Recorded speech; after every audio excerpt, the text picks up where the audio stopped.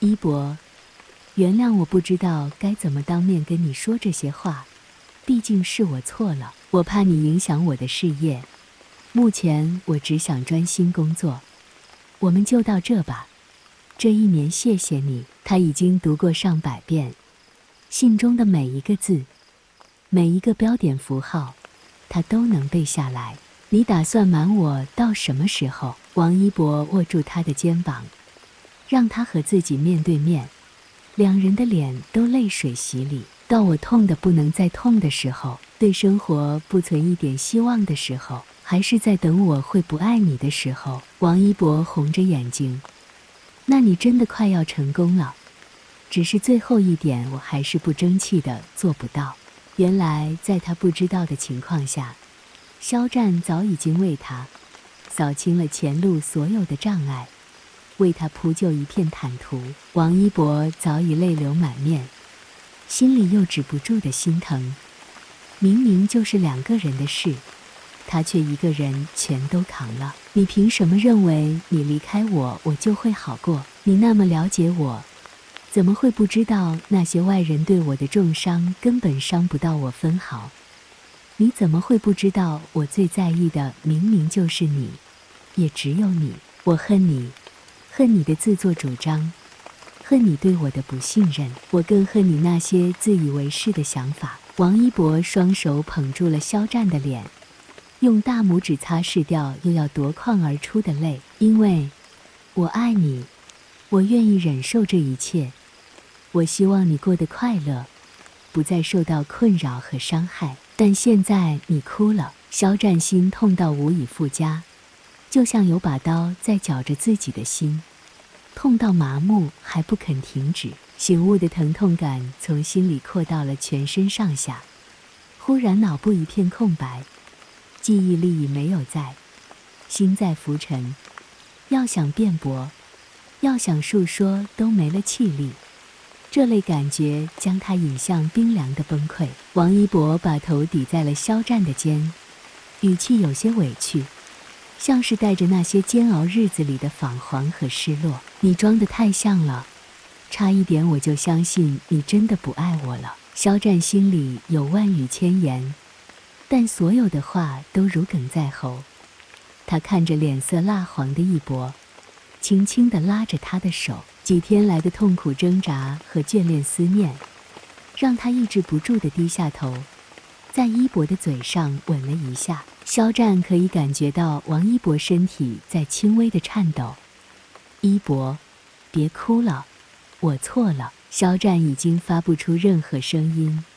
王一博的唇狠狠地压了下来，强盗般探入自己的口腔，疯狂地掠夺，双手几次紧握松开，最后还是认输地攀在王一博的肩头。王一博的眼睛一直睁着，看着那人眼中的惊慌、挣扎、犹豫，最后顺从地闭上了通红的眼睛。他不罢休地咬上了肖战的下唇，看着肖战吃痛地睁开眼，又继续心满意足的深吻。我要一直看着你，你心里所有的情绪我都要看得仔细清明。肖战，你别想再骗我。肖战紧紧地抱着他，只有彼此贴靠着的真实体温和胸前滚烫跳动着的心脏，才能弥补这些分开日子里的辛酸和苦涩。肖战突然不怕了。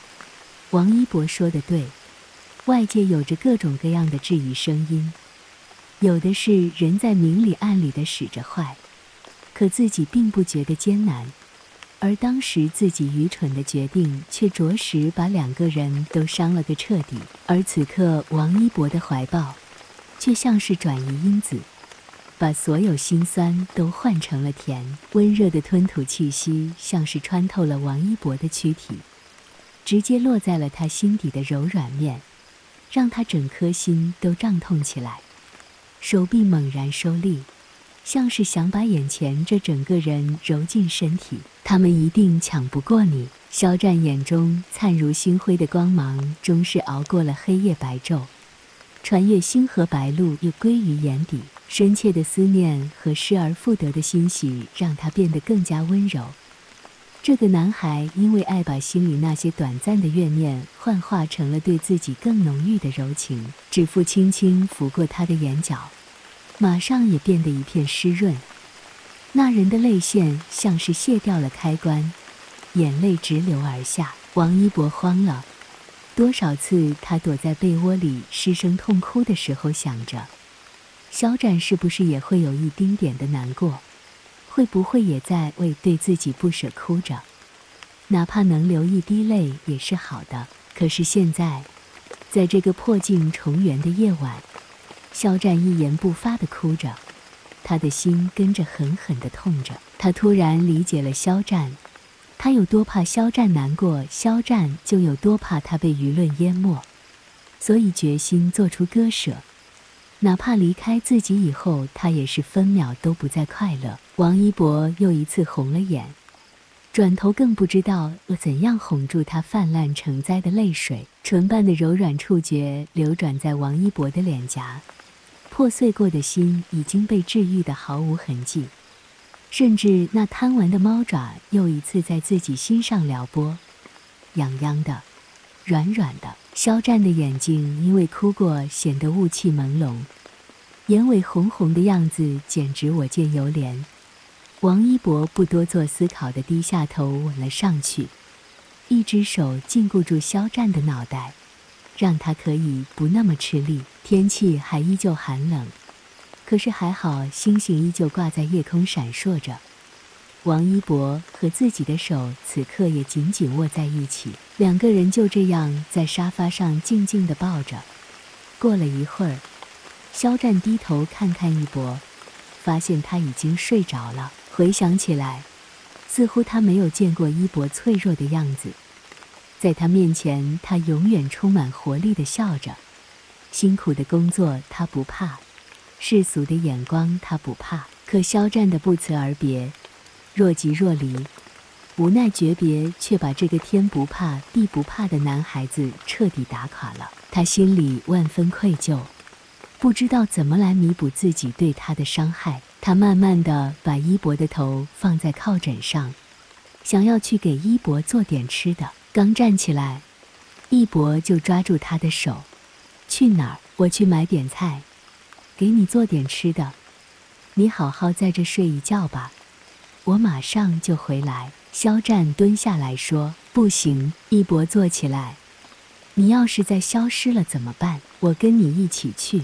他死死地抓住肖战的手不放。肖战很想劝他几句，但他犹豫了一下，愧疚地说，好。两人戴着帽子口罩，只露出眼睛互相看着对方。这次的分别让他们对彼此倍感珍惜，好像如果这一秒不深爱，下一秒地球就要毁灭。暖黄的路灯在黑夜里照出一条小道，墨色中有两人并排走在路灯下。小道上冷风瑟瑟，吹得王一博后颈发凉。他把手从口袋里拿出来，默默又把羽绒服自带的帽子翻起来盖在头上。肖战看了眼他的专属造型，以前一直欣赏不来，总觉得戴两层帽子很奇怪。现在他只有一个念头，仔仔的小喜好也太可爱了，而且戴两层帽子真潮，真好看。王一博察觉到一道视线，偏头发现肖战在盯着他发呆，不知道在想什么。走着走着，王一博总觉得空空的，好像少了些什么。他偷偷瞄了眼他哥，然后把手悄悄塞到他哥口袋里，握住他哥的手。肖战惊了惊，看了眼身边的人，王一博还是面无表情，眼神都没有给他一个。但仔细看，小崽子的耳朵尖红了一片。肖战不自觉地勾起嘴角，回握住那只手。大概是比较晚了，超市里只零零散散地站着几个人。两人大包小裹地提着东西回了家。肖战卷起袖子开始做饭，一博像粘人的树袋熊，在身后抱着他。无论肖战淘米、切菜还是剥蒜，他都寸步不离。肖战无奈又开心地看着他说：“别老站着，去躺一会儿，我马上就做好。”我不，一博把脸贴在肖战后背上，我要把欠下的都补回来。饭做好了，肖战把碗筷摆好，跟一博相对而坐。一博端着碗，颠颠儿地跑到他身边坐下，左手牵着他的手，用右手吃饭。肖战用另一只手撑着头，侧着身子看着他。一博大口地吃着饭菜，然后回过神来：“宝宝，你怎么不吃？”肖战其实是因为右手被一博牵着，不会用左手拿筷子，但他笑着说：“我不饿，我愿意看着你吃，多吃点儿。”从那遥远海边慢慢消失的你，本来模糊的脸竟然渐渐清晰，想要说些什么又不知从何说起，只有把它放在心底。